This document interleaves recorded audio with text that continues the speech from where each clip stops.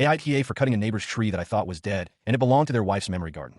So a couple weeks ago, I made what might be the biggest mistake of my life. I live in a quiet neighborhood where everyone mostly keeps to themselves. I try to keep my yard looking nice, and I also like helping out if I see something that looks like it needs attention. My next door neighbor has a small corner of his yard that he doesn't really maintain. There's this tree near our fence line that looked totally dead. No leaves, dry branches, and leaning a bit like it could fall in a storm.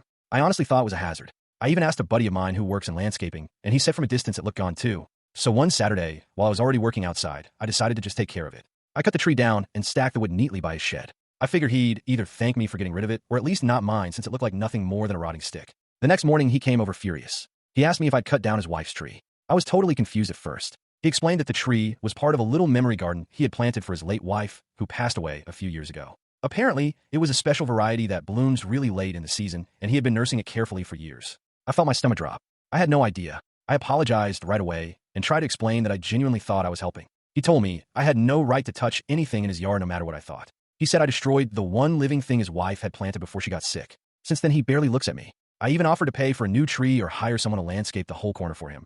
But he told me it would never be the same. I feel like absolute garbage. Every time I walk outside, I see the stump, and it makes me feel worse. I really thought I was doing a good thing, but instead, I made a mistake that probably ruined my relationship with my neighbor forever. What do I even do about this, Reddit?